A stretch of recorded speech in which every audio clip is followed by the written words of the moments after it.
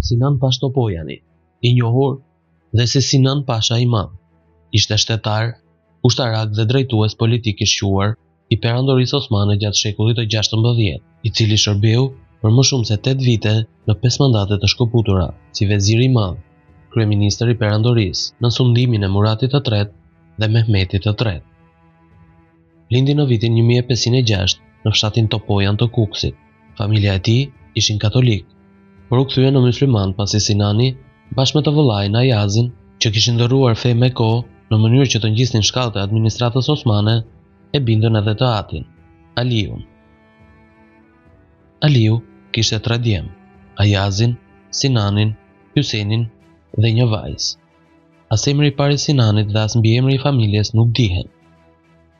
Siç ishte zakon në shtetin osman, zyrtarët merrnin një llagap, emrin e vendlindjes së tyre, e kësaj Sinani u njoh gjithmonë me mbiemrin Topojan. Familja e tij ishte me emër në Topojan. Kjo për shkak se Ayazi, vëllai i tij i madh, ndodhej në pozitën e Belerbegut të Erzurumit. Ai ja doli ta merrte Sinanin në Stamboll, diku nga mosha 12 vjeçare. I dha një shkollim të mirë e të plotë. Dhe nëpërmjet lidhjeve të tij e futi në pallatin perandorak, nga ku Sinani do të niste edhe karrierën e lavdishme. Ayazi më vonë, në vitin 1558, do të ekzekutohej me vendim të Selimit të dytë, pasi ndihmoi pretendentin tjetër të Fronit Bajazitin të arratisej kur i dështoi kryengritja. Fillimet e Sinanit kuptohet ishin pak më modeste. Kreu detyra të vogla në pallat dhe në kohën e Sulemanit të Madhërisëm u caktua shef kuzhine i pallatit. Hap pas hapi, brenda një periudhe të shkurtër, u ngjit në pozitën e interpretuesit të ligjeve. Prej aty u emërua Sanxhak Bey në provincën e Malatia, Gaza, Tripoli, Erzurum dhe në fund në Alepo.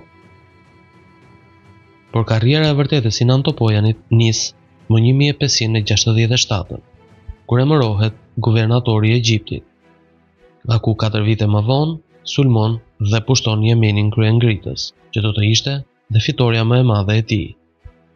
Fillimisht kjo fushat ishte caktuar Lala Mustafa Pashës, por ai po tregohej tepër i ngadalë. Prandaj Sinani përfitoi nga mundësia dhe e kreu vetë detyrën. Aq e rëndësishme ishte kjo fitore për portën e lartë, sa Sinanit ju bë një pritje për heroi në Stamboll dhe ju dha titulli krye komandant.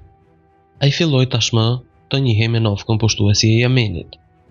Për shkak të këtij suksesi të madh, u emërua veziri i shtat në divanin sultanor, ministër këshilli, në vitin 1573, dhe një vit më vonë ju dha komanda e operacionit për marrjen e Tunizisë nga spanjollët, të cilën e kreu me sukses të plotë, së bashku me kapedanin legjendar Kılıç Ali Pashën.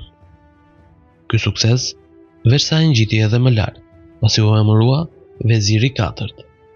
Në vitin 1579 e caktojnë komandant në frontin e Persisë, dhe me 31 korrik 1580 emërohet për herë të parë vezir i madh. Mandati i tij i parë u dominua nga lufta e Gjeorgjisë dhe përplasjet me haremin dhe nënën sultanesh, Nurbanu Sultanën. Sinani ankohej për fuqinë e haremit dhe thoshte se pushteti i vërtet ishte jo në duart e Nurbanus, por të sultaneshës Safie, gruaja e Mehmetit të III. Megjithse fillimisht pati sukses në Gjeorgji, fatet e luftës shpejt u kthyen kundër.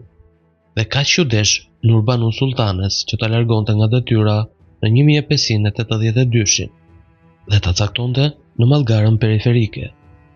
Duhet thënë se gjatë këtyre arritjeve të tij, Sinan Pasha, veç përplasjes me Nurbanun, kishte krijuar dhe një armiqësi të madhe me 2 kryevezir të tjerë, Lala Mustafa Pashën, dhëndër i sultanit, dhe me Ferhat Pashtopojanin, i cili ishte nipi i tij. Sinan Pasha kishte vënë pasuri të madhe, të cilën e përdori për të dhënë rishfete të shumta në pallat, në veçanti në harem.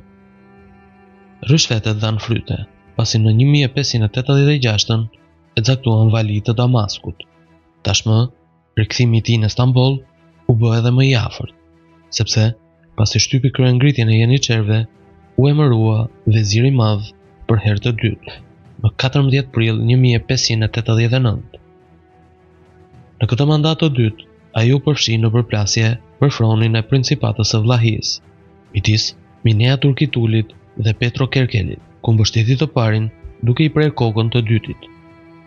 Një tjetër kryengritje e Jenisherve e hoqi nga detyra e kryevezirit në 1591, por do të kthehej sërish në 28 janar 1593. Duke u ndier xheloz për sukseset e Ferhatit, i cili ishte arkitekti i traktatit të paqes me persët, Sinani e bindi Muratin e tretë që të riniste luftën me Habsburgët. Ishte një periudhë krize ekonomike për perandorinë, prandaj ai e financoi luftën me paratë e veta dhe i nxiti edhe vezirët e tjerë që të bënin të njëjtën gjë. Ai sulmoi vllahin që kishte ngritur krye dhe pushtoi Beogradin.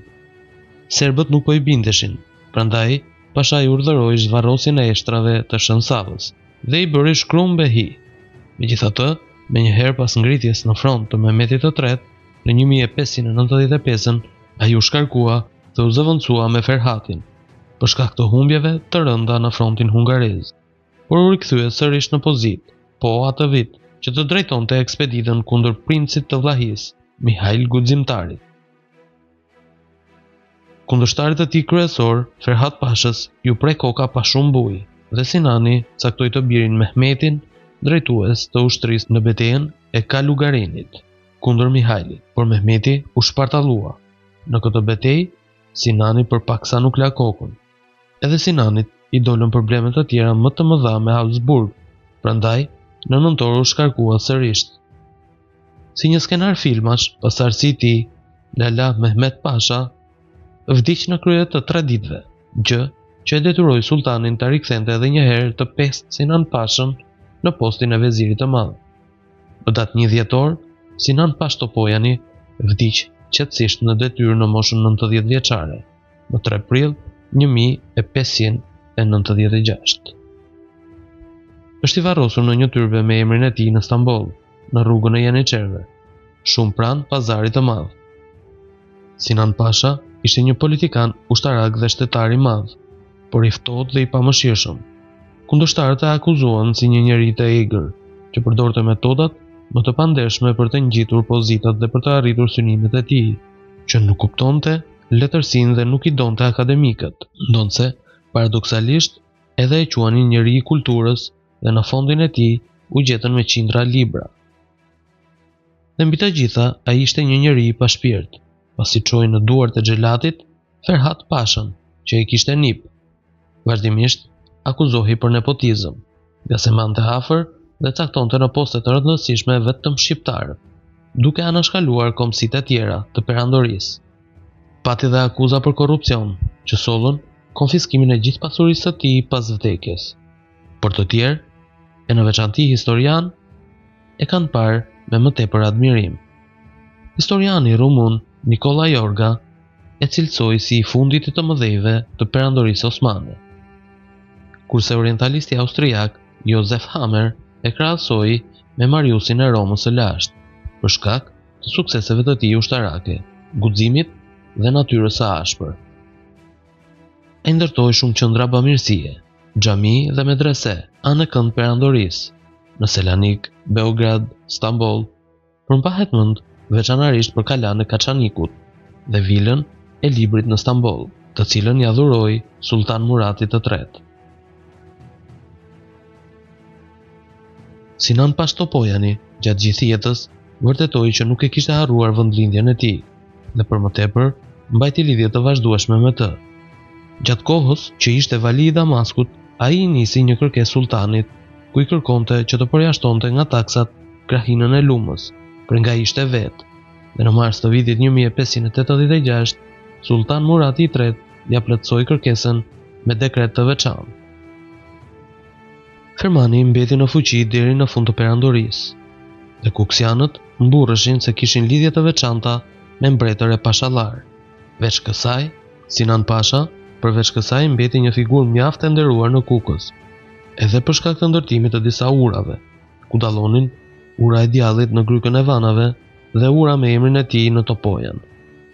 Në një vend, pranë kësaj ure, besohej se ndodhej dhe varri i tij, dhe njerëzit shkonin aty për pelegrinazh, pasi e trajtonin si një vend të shenjtë.